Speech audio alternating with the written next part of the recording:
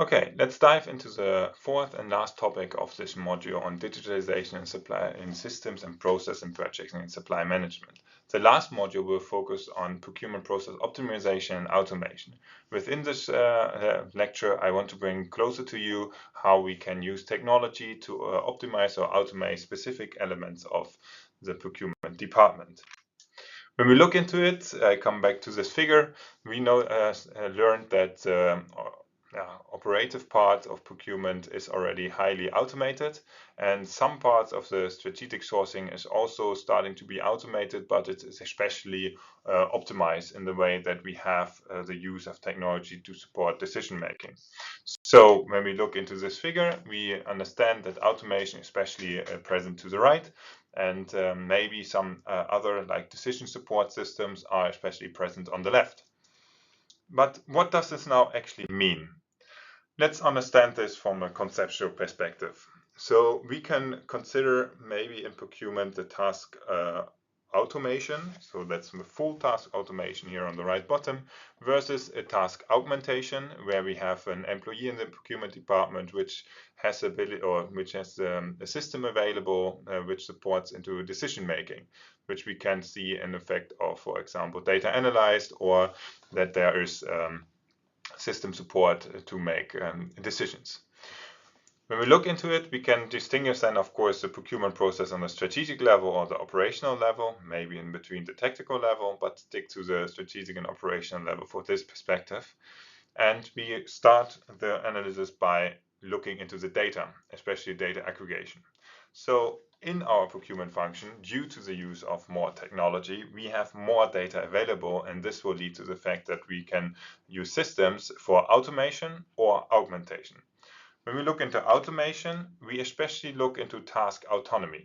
Task autonomy means that the system is performing a task itself, so we don't need human intervention to perform that task. This will lead to the fact that we increase significantly into efficiency, because humans are not needed now to put orders manual into a system. Thus, we need individuals that operate a different kind of system and competencies to operate those systems. What this big benefit is that the humans or our procurement professionals are not stuck in low value added activities like putting data into an Excel file, because the system can do that. So the free up resources here can especially focus on the strategic task, which are also needed, because in the strategic elements, based on augmentation, we actually see a task enlargement.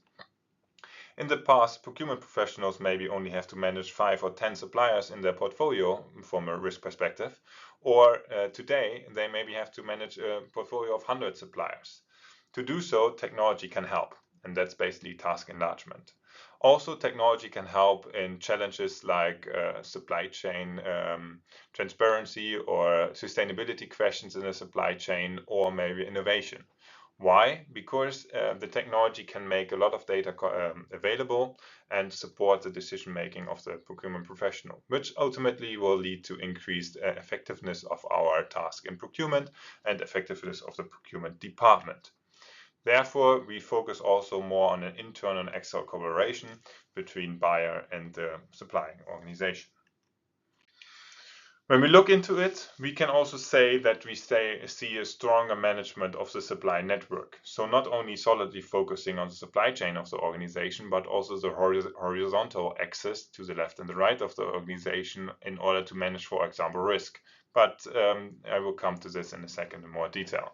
Nevertheless, based on the vertical and horizontal perspective, we see economic, social, and environmental benefits in the sense of operating the supply base. So for us, it is very interesting to look into supply network management.